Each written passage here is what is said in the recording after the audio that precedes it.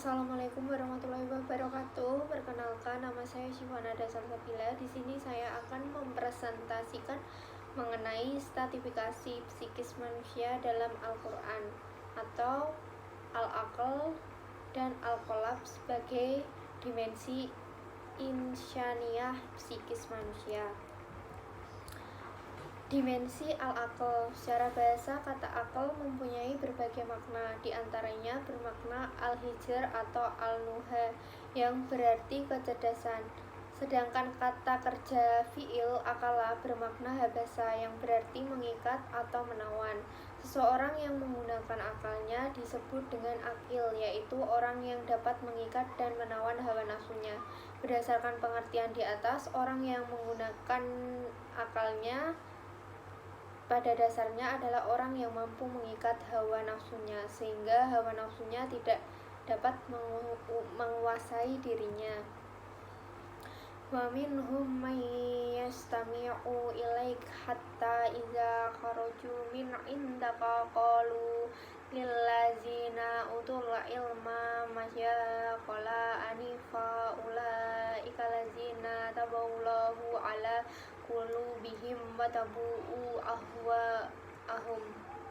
Artinya, dan di antara mereka ada orang yang mendengarkan perkataanmu Muhammad, tetapi apabila mereka telah keluar dari sisimu, mereka berkata kepada orang yang telah diberi ilmu atau sahabat-sahabat Nabi, apakah yang dikatakan tadi?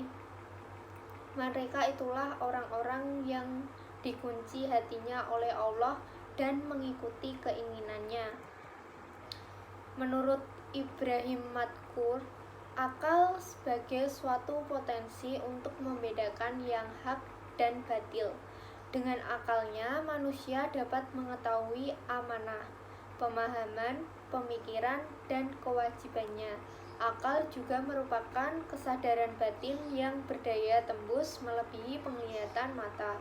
Akal ini dapat memperoleh ilmu pengetahuan dengan memperhatikan sekitarnya. Oleh karena itu, akal pikiran merupakan potensi gaib yang tidak dimiliki oleh makhluk lain, walaupun makhluk tersebut. Dimensi al-qalb. Kata qalb adalah bentuk masdar atau kata benda dasar dari kata qalaba yang berarti berubah, berpindah, atau berbalik. Sedangkan kata qalb itu sendiri berarti hati atau jantung. Jantung itu disebut qalb karena memang secara fisik keadaannya terus-menerus berdetak dan bolak-balik memompa darah. Namun dalam pengertiannya yang psikis, qalb merupakan suatu keadaan rohaniah yang selalu bolak-balik menentukan suatu ketetapan.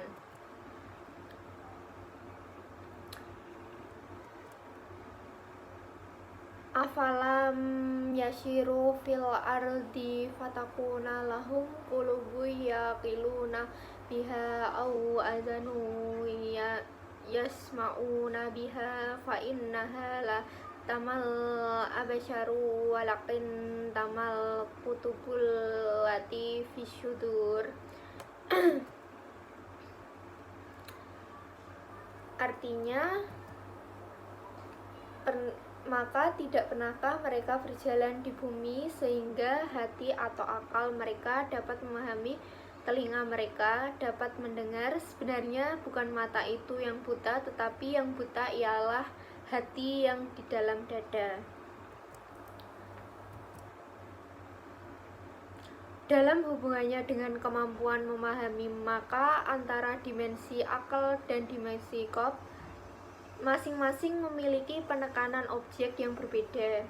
Objek pemahaman berkisar pada hukum alam, proses sejarah, kehidupan umat manusia, hukum moral, kemanusiaan. Sementara itu, al-qalb menekankan sisi rasional dan emosional menggunakan daya zikir dalam proses pemahaman terhadap ayat-ayat Allah. Dengan itu mampu memahami realitas spiritual. Di sisi lain, memiliki daya emosional yang dapat menampung penyakit-penyakit jiwa, rasa tenang, gembira, cinta, sombong, dan lainnya. kesatuan pikir dan zikir. Pikiran yang terlepas hubungannya dengan qalb akan menghasilkan pengetahuan lahiriah dari realitas yang ditangkap. Sebaliknya, qalb yang terlepas dari pikiran akan membuat seorang hanya menenangkan dimensi spiritual dari realitas yang ada. Oleh karena itu, sangat dituntut menghubungkan antara keduanya dalam hubungan yang proporsional akan menghasilkan hubungan yang serasi antara pikir dan zikir. Hubungan aqd dan qalb dalam menemukan kebenaran diistilahkan Al-Quran dengan ulul albab. Secara bahasa berarti isi atau esensi sesuatu, yakni bagian penting dari sesuatu. Terima kasih. Sekian presentasi dari saya. Wassalamualaikum warahmatullahi wabarakatuh.